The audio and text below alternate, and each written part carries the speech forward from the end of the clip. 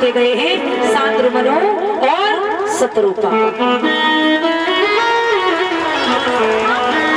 कि सांद्रमनु और सतरूपा वो जिनसे प्रकटी सृष्टि अनुपा। सांद्रमनु और सतरूपा जिनसे प्रकटी सृष्टि अनुपा। महाराज दो पुत्र हुए और 3 बेटियां हुई हैं। 2 पुत्र हैं महाराज और तानपात और प्रियव्रत। 3 बेटियां हैं आकृति प्रसूति देवहूति। 3 बेटियां हुई है। अब महाराज प्रियव्रत छोटे हैं और तानपात बड़े हैं। और तानपात का विवाह होता है। घर में बड़ी सुंदर पत्नी आई है।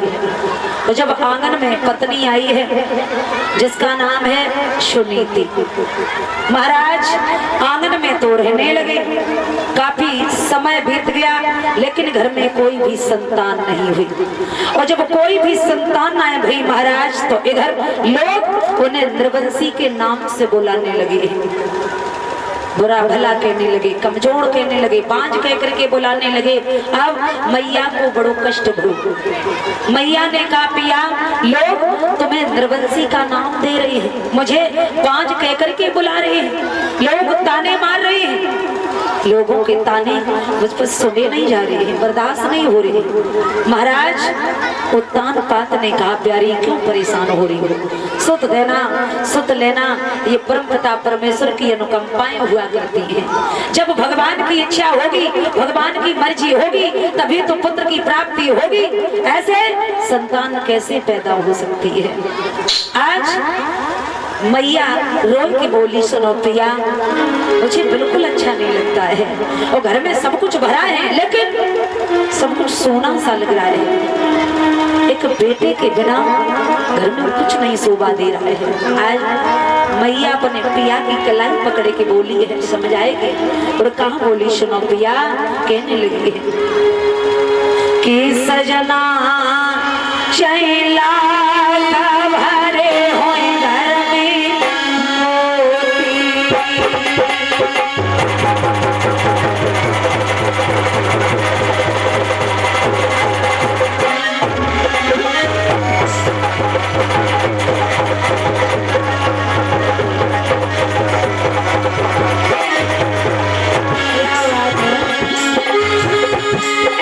सजना चैला भरे होए घर में और बेटी के आगे शोभा नहीं होगी।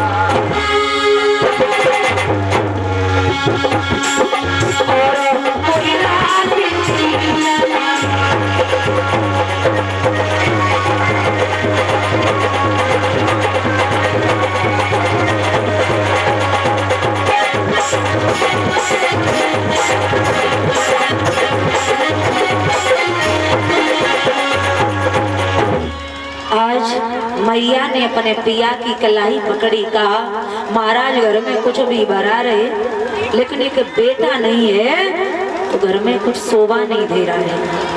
और परीक्षित महाराज ये बात सच है, चाहे कितनी खेती खरीद करके डाल दो, चाहे कितने प्लॉट खरीद के डाल दो, चाहे कितनी दरवाजे पे गाड़ियां खरीद के खड़ी कर लो, चाहे कितना सुंदर महल बनवा करके खड़ा कर लो, जब तक घर में एक खिलौना नहीं है, एक बेटा नहीं है तो उसके बिना कुछ भी शोभा नहीं देता है।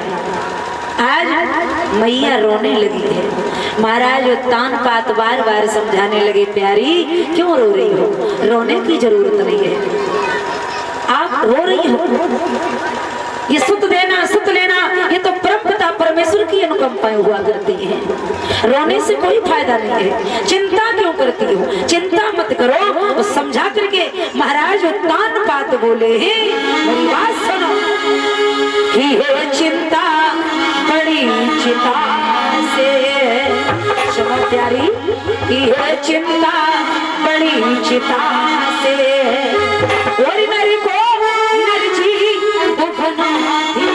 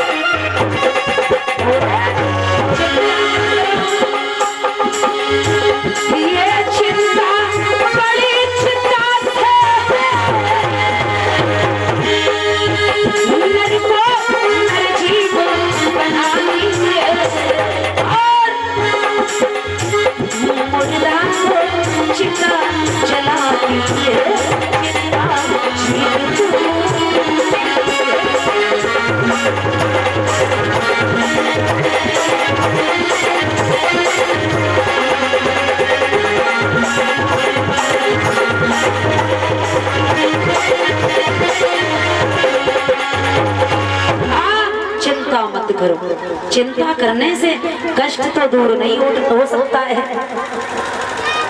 और आपको पता नहीं चिंता चिता की तरीका से इंसान को जला देती है, जैसे कि मुर्दा को चिता जलाती है ना, उसी प्रकार से इंसान को चिंता खा जाती है। इसलिए आप चिंता मत करो, जब भगवान की मर्जी होगी तभी पुत्र की प्राप्ति होगी। मैया ने कलाई पकड़ी पिया, तुम तो यहाँ से चले जाते हो, लेकिन मैं इस आंगन में रहती हूँ, मुझे इस आंगन में बिल्कुल भी अच्छा नहीं लगता है। महाराज उत्तान पात बोले, कहना क्या चाहती हो, सच सच कहो, क्या कहना चाहती हो। मैया ने कहा पिया, मैं ये कहना चाहती हूँ कि मेरे गर्भ से कोई संतान की प्राप्ति नहीं हुई तो कोई बात नहीं, लेकिन आप दूसरा विवाह कर लो।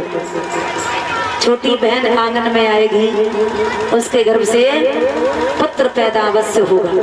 महाराज उत्तान पात कहने लगे, पागल हो गई हो, हर स्त्री कहा करती है कि मुझे मौत मंजूर है पर हमें सौत नहीं, और तुम कहती हो कि आंगन में सौत ले आओ। कदापि नहीं, बिल्कुल नहीं शादी कर सकते। मैया ने कहा कुछ भी सही, लेकिन पिया शादी जरूर कर लो। अब जब मैया नहीं मानी है तो महाराज उत्तान पात अपनी पत्नी के कहने के अनुसार से दूसरा विवाह करके लाए हैं, जिसका नाम सुरुचि था। महाराज जैसे ही वो दूसरी रानी डोला में बैठ के आई है, दरवाजे पर डोला आयो है, तो मैया को पतो चलो कि मेरे पिया मेरे कहने के अनुसार से दूसरा विवाह कर लाए। अब खुशी का ठिकाना नहीं रहा, मैया बड़ी खुश है, अपनी दासी को आवाज लगाने लगी, दासी जाओ, चली जाओ, मेरे पिया दूसरा विवाह करके लाई है, और मेरी छोटी बहन डोले में बैठी है, कब तक बैठी रहेगी, जाओ उसे सम्मान के अनुसार से अंदर लेके आओ। और मैया चीखती हुई बोली, और क्या बोली है सुनो दासी, रेसाई नहीं महाराज,